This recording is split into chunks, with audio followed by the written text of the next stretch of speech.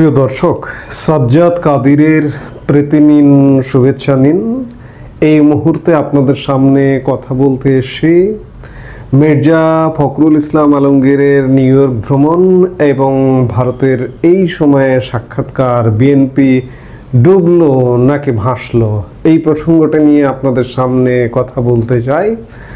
প্রথমত, জাতিসংঘের ৮০তম অধিবেশনে যোগদান করেছেন বর্তমান অন্তর্বর্তীকালীন সরকারের প্রধান উপদেষ্টা ডক্টর মোহাম্মদ ইউনূস। সেই গমনের সফর সঙ্গী হয়েছেন মির্জা ফখরুল ইসলাম আলমগীর। সফর সঙ্গী হয়েছেন ভালো কথা, কিন্তু তার স্ট্যাটাস, তার মর্যাদা নেমে গেছে। বিএনপি নির্বোধের মতো একটা কাজ করেছে। কারণটা হচ্ছে, বিএনপি হচ্ছে বাংলাদেশের একটি অন্যতম প্রধান বড় রাজনৈতিক দল। প্রধান রাজনৈতিক দল দুটির একটি হচ্ছে বিএনপি।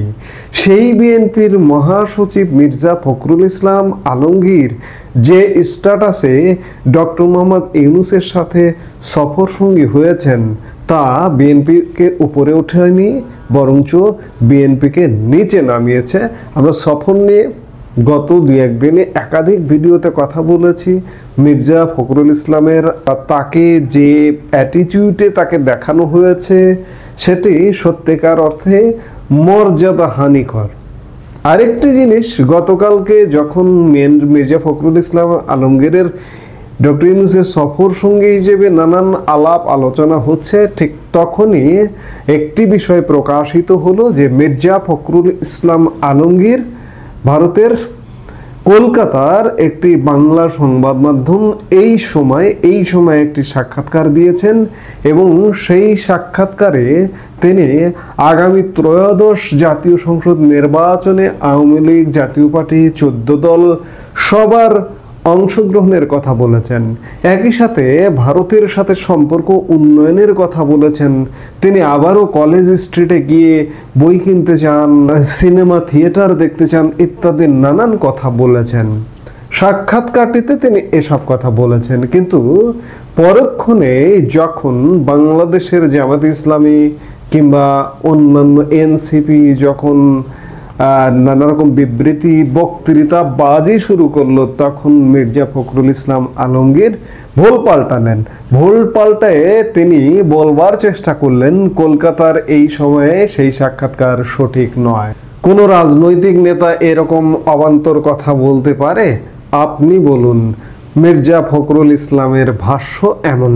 বাংলাদেশের একটি গণমাধ্যমের সঙ্গে তিনি সাক্ষাৎকার প্রসঙ্গে কথা বলেছেন। নির্বাচনের 30টি আসনের প্রতিশ্রুতি না পেয়ে পিয়ার নিয়ে জামাত ইসলামী চাপ সৃষ্টি করছে বলে মির্জা ফখরুল ইসলাম আলমগীরের যে ভাষ্য প্রচার করেছে কলকাতার সংবাদ মাধ্যম এই সময়, সেটিকে ভুয়া বলছেন বিএনপি মহাসচিব। এই বক্তব্য নিয়ে আলোচনার মধ্যে নিউ ইয়র্কে সফররত মির্জা ফখরুল bdnews24.com-কে বলেন, ওই নিউজটা ফেক নিউজ। ওরা আর্টিফিশিয়াল ইন্টেলিজেন্স দিয়ে এই মিথ্যা বিভ্রান্তিকর সংবাদ দিয়েছে। কোন রাজনৈতিক নেতা এরকম অবান্তর কথা বলতে পারে? আপনি বলুন। এটা উদ্দেশ্যমূলক। কলকাতার এই সময়ে আমি এই ধরনের কোনো কথা বলিনি। মির্জা ফখরুল ইসলাম আলমগীর বলছেন এআই দিয়ে সাক্ষাৎকার করা হয়েছে। বিএনপি নেতারা আজকাল এই ধরনের প্রায় কথা বলছেন। যেমন 2 দিন আগে বিএনপির স্থায়ী কমিটির সদস্য ডক্টর জাহিদ হোসেন বলেছেন যে আওয়ামী লীগের যে মিছিলগুলো দেখা যাচ্ছে, সেগুলোও নাকি এআই দিয়ে করা মিছিল। বাহ!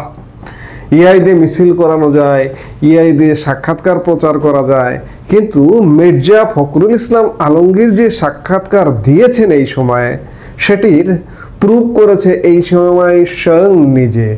আমি গতকালকে দিনের মধ্যভাগে এই সময়ের সাক্ষাৎকারটা যখন পড়ি, তখন মির্জা ফখরুল ইসলাম আলমগীরের সাথে গুলশান কার্যালয়ে যিনি এই সময়ের যে প্রতিনিধি সাক্ষাৎকার নিয়েছেন, তার কোনো ছবি ওই সাক্ষাৎকারের মধ্যে পেস্ট করা ছিল না। কিন্তু মির্জা ফখরুল ইসলাম আলমগীর যখন এই কথাগুলো বলার শুরু করলেন, গতকাল সন্ধ্যা থেকে দেখছি যে মির্জা ফখরুল ইসলাম আলমগীরের সাথে তোলা ছবি সেই সাক্ষাৎকারে ছেটে দেওয়া হয়েছে। এবং একই সাথে গতকাল রাতে খেয়াল করলাম এই সময় তাদের সোশ্যাল মিডিয়ায় রীতিমতো ফটো কার্ড বানিয়ে পোস্ট দিয়ে জানান দিয়েছে যে ঢাকার গুলশানে বাংলাদেশে এই মুহূর্তে বৃহত্তম রাজনৈতিক দল বিএনপির চেয়ারপারসন খালেদা জিয়ার কার্যালয়ে এই সময় এ মাসের 4 তারিখে বিএনপির মহাসচিব মির্জা ফখরুল ইসলাম আলমগীরের সঙ্গে অনমিত্র চট্টোপাধ্যায় এই সাক্ষাৎকারটি নিয়েছেন এবং তার ছবি দেখা যাচ্ছে। অর্থাৎ মির্জা ফখরুল ইসলাম আলমগীর বলেননি যে আমি এইরকম সাক্ষাৎকার দেইনি, এই ছবি কথা বলে, ছবি প্রমাণ করে যে মির্জা ফখরুল ইসলাম আলমগীর সাক্ষাৎকার দিয়েছেন। মির্জা ফখরুল ইসলাম আলমগীর তার সাক্ষাৎকারে যে কথাগুলো বলেছেন যে আওয়ামী লীগকে নির্বাচনে চায়, জাতীয় পার্টিকে চায়, কিংবা 14 দলকে চায়, কিংবা ভারতের সাথে আমরা সুসম্পর্ক বজায় রাখতে চাই, আবার স্বাভাবিক পরিবেশে ফিরতে চাই, আবার ভিসা সচল হবে, আমরা কলেজ স্ট্রিটে যাব, বই কিনবো, কলকাতায় সিনেমা থিয়েটার দেখব, এগুলোই হচ্ছে সঠিক কথা, এগুলোই হচ্ছে বুদ্ধিমানের কথা, এগুলোই হচ্ছে জেনুইন কথা যাকে বলে সেটি। কিন্তু মির্জা ফখরুল ইসলাম আলমগীর যখন জামাত বিবৃতি দিল, বিশেষ করে জামাত বিএনপির কাছে 30টি আসন পাওয়া ইত্যাদি বিষয় নিয়ে বিবৃতি দিল, কিংবা এনসিপি বলছে যে আওয়ামী লীগকে ফেরাতে চাইলে বিএনপির খবর আছে ইত্যাদি যখন হম্বিতম্বি শুরু করলো, তখন মির্জা ফখরুল ইসলাম আলমগীর ভুল পাল্টিয়ে ফেললেন।